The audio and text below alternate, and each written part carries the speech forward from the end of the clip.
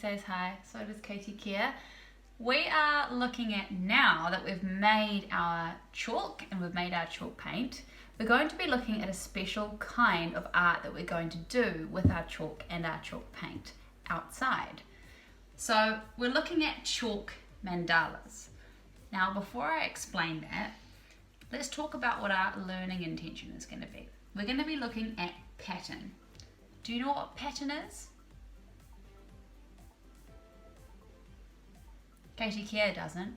So let's have a look at what pattern is when we look at our artist models, the artists that inspire us.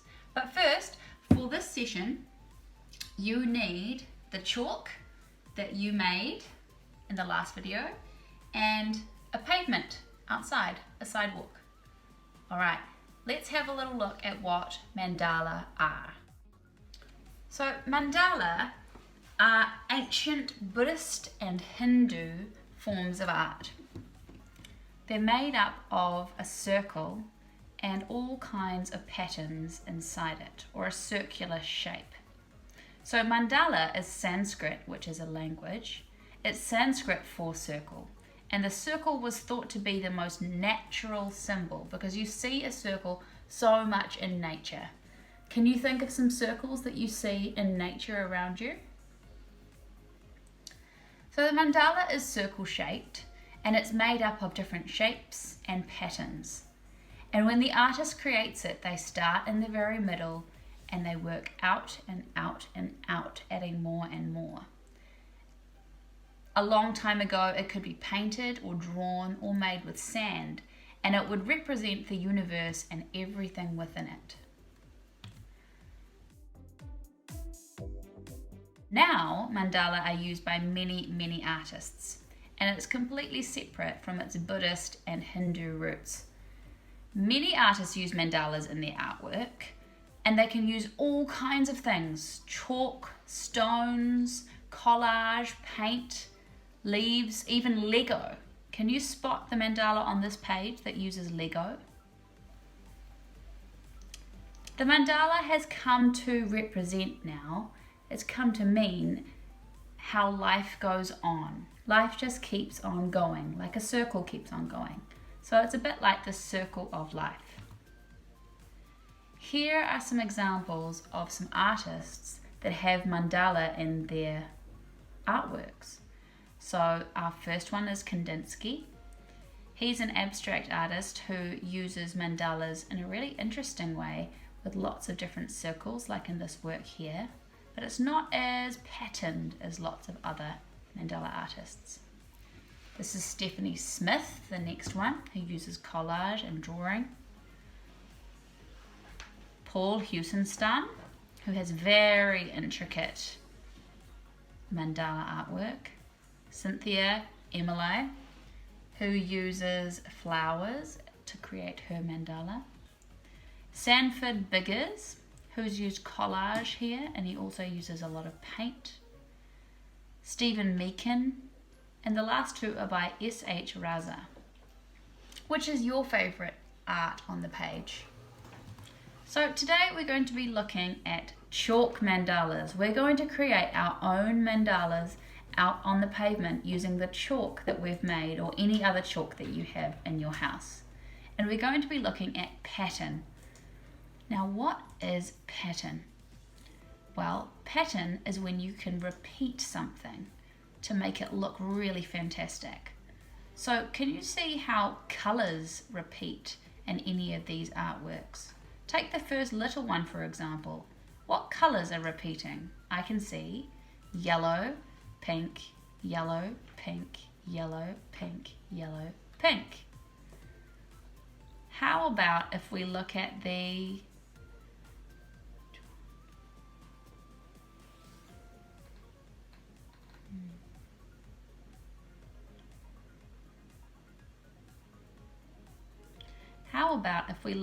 one at the bottom in the middle with the big grey background and the white outline?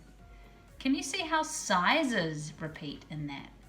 If you look at the flower, you can see a big petal and a little circle above it. big petal, little circle, big petal, little circle, big petal, little circle, and it repeats over and over again. Can you find any shapes in any of these artworks that repeat? Take the one in the corner under the word shapes, for example. What shapes are repeating here? On the outside, I can see a teardrop or a petal shape that repeats all around the edges. On the inside, I can see a shape that looks a bit like an 8, the number 8, that repeats in blue all around. Can you see any other repeating shapes in any of these mandalas? Okay, so to look at pattern, we need to choose some of our colours when we get out there. Now, some of the colours that we made with our food colouring this morning were blue, red,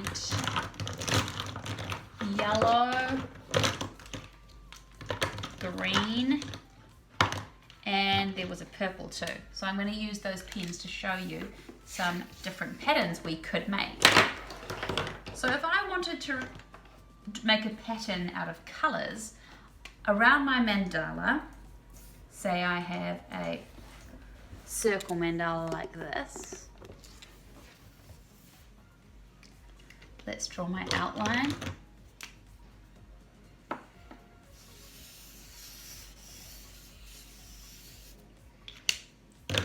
Inside my mandala, I might decide that in the center I'll have blue. And around my blue, I might repeat different colors. Now the color combination I want to repeat is yellow, purple, yellow, purple, yellow, purple. So I'm going to go like that.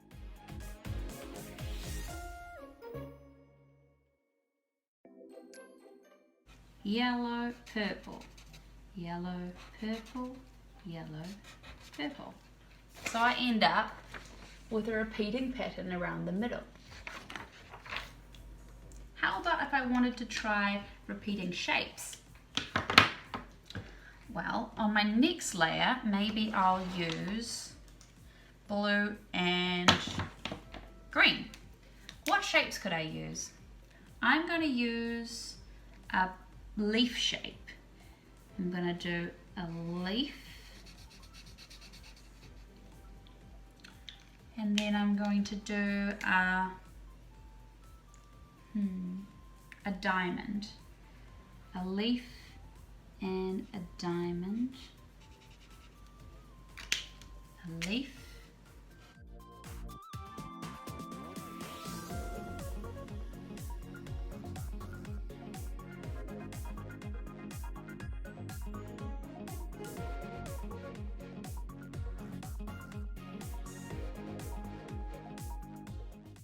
so I end up with repeating shapes around my next one. A leaf, diamond, leaf, diamond, leaf, diamond. How about if I wanted to repeat sizes? Well, let's just do one more layer, and I think I'll do purple and red. I want to do something little, then something big. Little, big, little, big. So let's try something like this.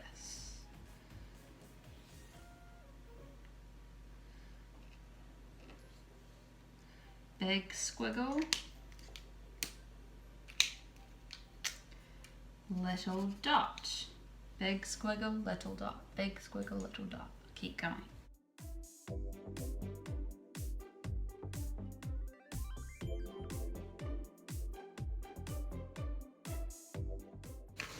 Can you see how my big and little is repeating?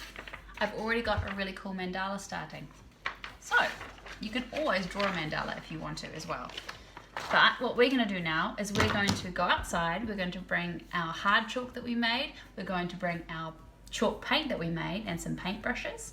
We're also going to bring some paper towels or something to wipe our hands on, and a little bowl of water for our paintbrush so that we can get rid of any extra paint we have on our paintbrush when we want to change colours. Okay, so let's go. Okay, we're ready to do our mandala on the pavement.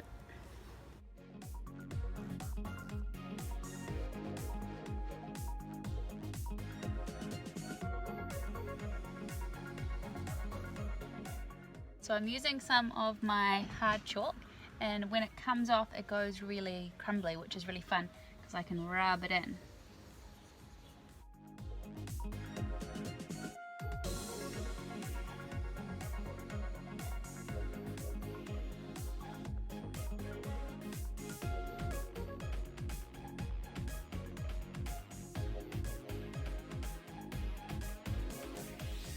I'm actually finding that it's much easier if I don't mix the paint around, if I just dip in the watery part at the top, because even if it looks really watery when you put it on, it dries really light and powdery.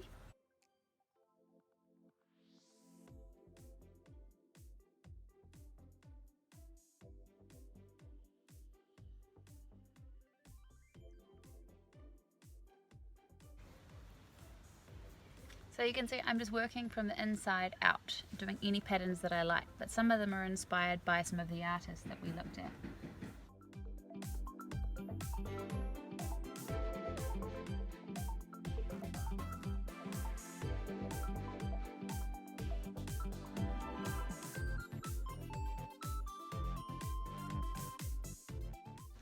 I'm doing a nice crumbly layer, I'm just crumbling all of the chalk.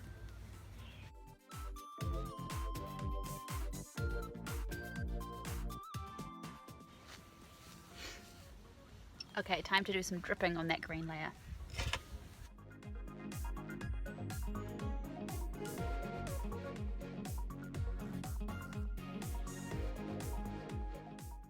It's best if you clean your brush with water and then give it a wipe with a paper towel or something in between the colours.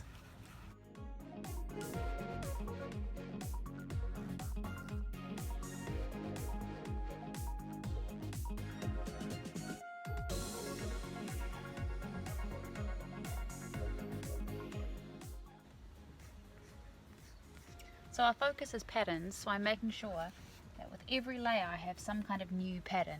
It might be just repeating blue dots. It might be going blue, orange, blue, orange. It might be repeating big pink petals, or it might be orange, yellow stripe, orange, yellow stripe, yellow stripe. It's whatever I want it to be. I'm just experimenting.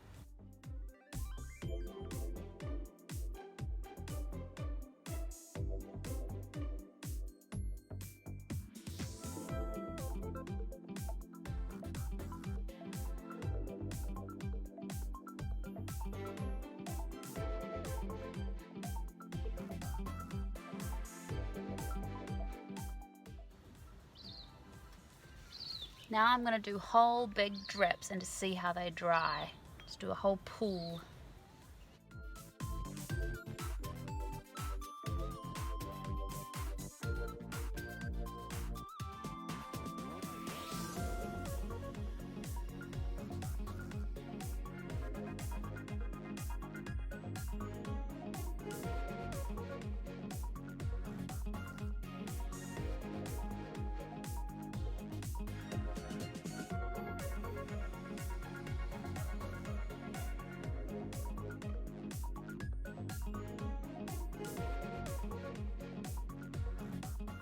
Works best when you tap. You just tap your paintbrush in the paint like this.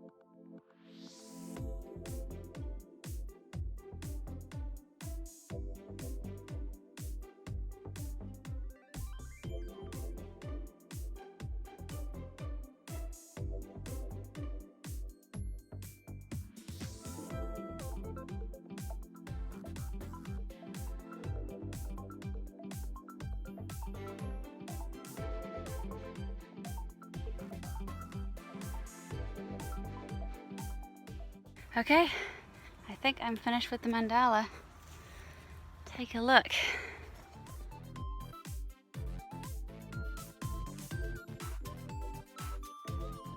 Okay, let's go back inside. Okay, and that is how you create a chalk mandala on your pavement for your neighbourhood to enjoy. I left out a big bowl of the chalk that I made and some gloves so that any kids who pass by or adults could take some of that chalk and they could have a go doing their own designs on the sidewalk outside my house as well. Take a look at some of the things that have already happened in the first hour. Okay, I think it's time for our closing karakia now to finish off our big two-part lesson today. Alright, mahunga ki raro.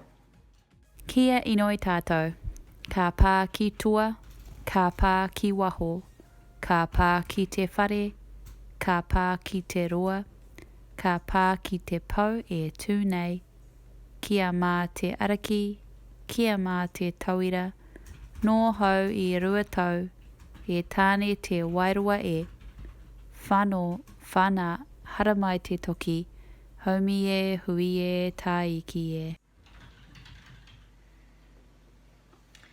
Kia ora whanau, kei te pai, that was fantastic, ka rawe. We're going to finish off now, so I'll see you for the next daily demos tomorrow. Ka kite!